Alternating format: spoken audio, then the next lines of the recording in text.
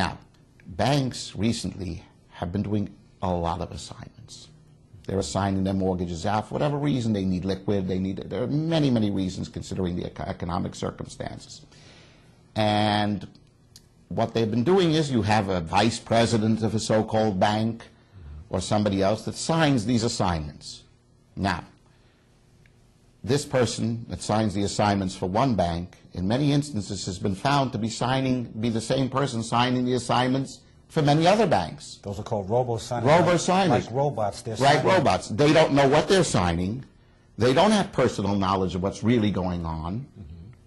And at the same time, they can't possibly be the vice president of one bank and be the vice president of another bank and be working for 10 different, yet somehow their signatures are turning up on different assignments from different banks all over the place. So when a lawyer gets a foreclosure case, he's going to look at the assignment documents to see if those documents are in order. Correct. This is generally referred to as a forensic analysis of the foreclosure documents. This is something I work very closely with Joe on. Joe does these very, very careful, very, very, perfect review of every single document in the foreclosure, every single assignment, every single name, every single signatory, every single date. Everything has to be done exactly. And Joe does these forensic analysis in many instances for many of my clients. And by doing so, we make a determination whether or not there is a bona fide or good faith defense based upon an invalid or improperly done assignment. And those are real defenses. That's right. And nine out of 10 mortgages that we've looked at that were between the time period of 2005 and 2008, even 2000, 9 out of 10 of them have major defects in the assignments. That's what we've been seeing. Right.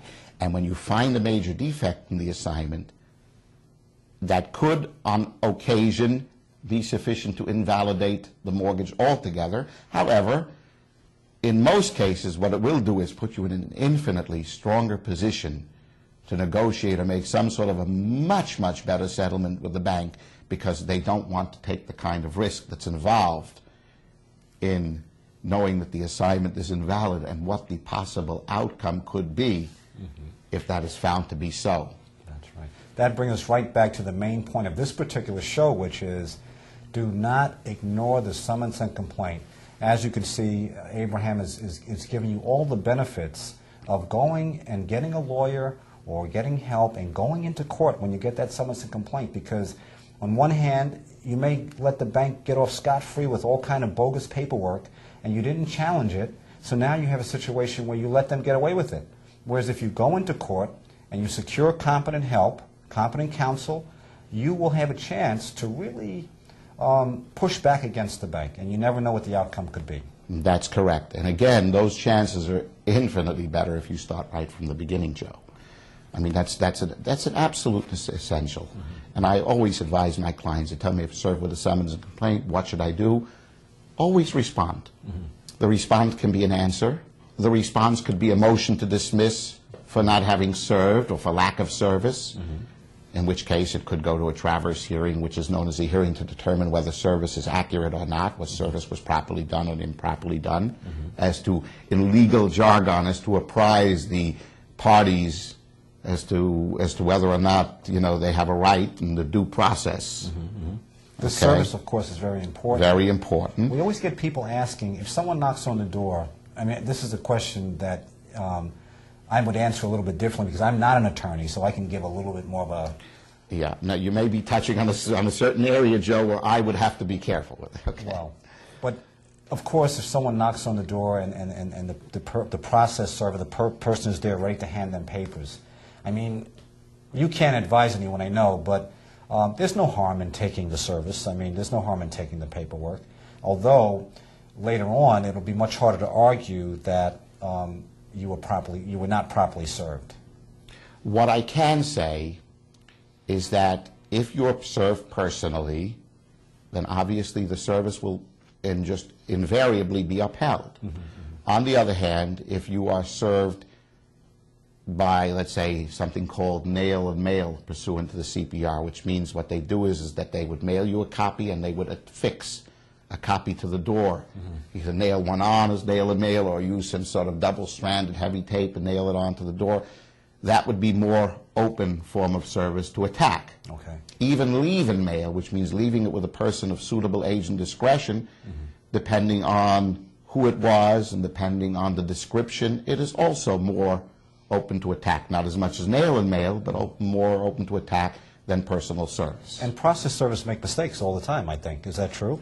Process servers do make mistakes. There's no question about it. And I've also seen cases, in fact, because I prosecute foreclosures as well, where my process server, in instituting and going ahead and serving process, doing so that way, has come upon, and the person identified himself as being the party to be served, and later on turned out not to be the party to be served. Oh, interesting. That's when service is being evaded. That's called ducking service is what we use, the terminology. Okay. So some In other people words, do that. somebody sends somebody else to the door and answers and says, yes, I'm so-and-so. And that's improper, that's illegal to do that. It's improper to do that. But again, people do it. Yeah. We have those cases where people do so. And then if a traverse hearing, a hearing to determine the propriety of service, is called later on by the judge, you know, it'll be pointed out, who did you serve process on? This is the description. But hey, is this the man that you served process on? No. Does he fit the description that you served? No, he does not fit the description, and you were not served. Wow. And service is very important. It's one of the fundamental constitutional rights. Constitutional right. right. The person has to be notified of any court action against them. So if that service is not done properly, the whole case can be dismissed. That is correct. That's a fundamental due process right. A person has a right to have his day in court, regardless of what kind of legal action it is, whether it is foreclosure, whether it is criminal, whether it is matrimonial or personal injury. Any kind of legal action in the courts of the United States of America, everybody has a legal right, absolute right, to know of the action against them in order to defend in the action. So one of the first things you would do as an attorney probably is you would examine to see how that process, how they were served, how the client was served, to see if there's any defects or mistakes or errors. And I guess you would immediately jump on that if you found them. That's exactly right. First of all, when I'm prosecuting a foreclosure case, I review the process server's affidavit and I make sure it seems right to me. But especially when I'm defending against a foreclosure action, I will take that affidavit, review it, look at the dates, when did he serve, did he do it at times reasonably calculated to catch the defendant at home, so that he be apprised of his rights and the fact that then I would check as to whether or not the description matches my client, the defendant's description or not. All these things would be carefully and meticulously reviewed to see whether or not, because that may be the first step. The first step may be a knockout punch right from the beginning. It may be simply a straightforward motion to dismiss for lack of service, which even if not a knockout punch will already delay the process for several months, the foreclosure process.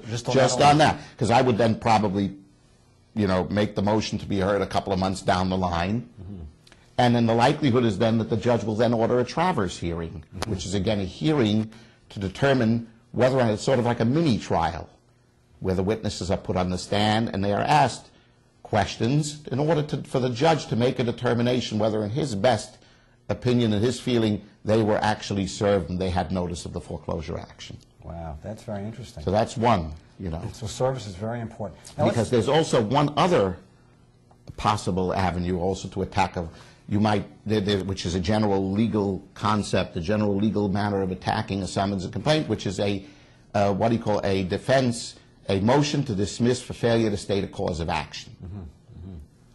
Generally, in a foreclosure action, that will not go anywhere. Okay.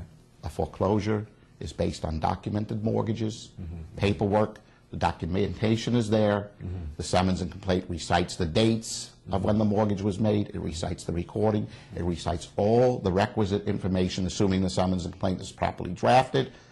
Therefore, it is all but immune to that kind of an attack. That's interesting. Interesting. I always hear about that. They fail to state the cause. In other cases, many kind of cases, yes. Commercial cases, you can knock it out.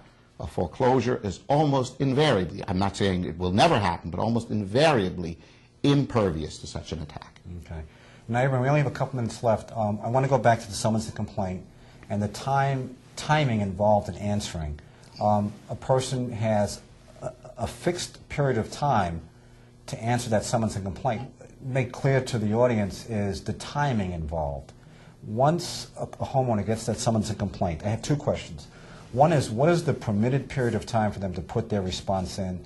And then what happens if it's not too much time after, but maybe a couple of months after their time elapsed? Are there remedies for that? Yes, the answer is yes. Generally, a party that is served personally within the state of New York has 20 days within which to respond. If served personally, okay, the process server handed it to you in your hand. On the other hand, if you are served by some sort of alternate means of service, being nail and mail or some other service other than actual personal service, within the state of New York, you have 30 days within which to respond. Okay. Very important point. You got the summons and complaint, you sat on it, you put it on the shelf, and you're afraid 2 or 3 months have gone by. Abraham has just said you're supposed to answer within 20 to 30 days, but even if you don't answer within that time period, if you have a competent attorney, it shouldn't be too much of a problem as long as it hasn't gone into judgment. That is correct. And if you're talking about just a few months, Joe, as you know, invariably, it will not have gone into judgment. Right, that's right, that's right. How long does a foreclosure normally take? It takes a good year or two. I remember when I first started practicing, Joe, go back to 1993, and I had done my first foreclosure. I had done foreclosures at that time for a rather large funding company, a large banking company, and it was a private one, but it was a large one. I thought I had broken the all-time record. I did a foreclosure from summons and complaint to judgment of foreclosure and sale within 6 months flat. Wow. And I just sped right through it. Again, this was not opposed, and I sped right through it, step by step. Today, the process is entirely different. Today, a foreclosure process can schlep out, can drag out for years. Wow. Literally for years. And it also depends on which county. If you're in Kings County, Brooklyn, if you're a foreclosing mortgagee or a foreclosing lender, you've got a long road ahead of you. If you're in Queens County, maybe not as bad as Kings, but also a long road ahead of you. Usually in Queens, about 18 months. We are talking to a minimum of 18 months, I would say. I would say not less than that. Well, Abraham, I want to thank you. We're just about out of time, and to our audience, we just want to remind you that once you get that legal paperwork, don't sit on it. Do something. Do anything. Find a lawyer.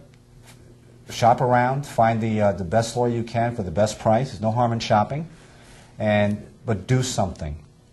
Go into the court itself and tell them you don't have an attorney. Some of the courts nowadays have legal clinics where a person can go in and get even free advice. They're not going to do your whole case for you. For that, you generally need an attorney.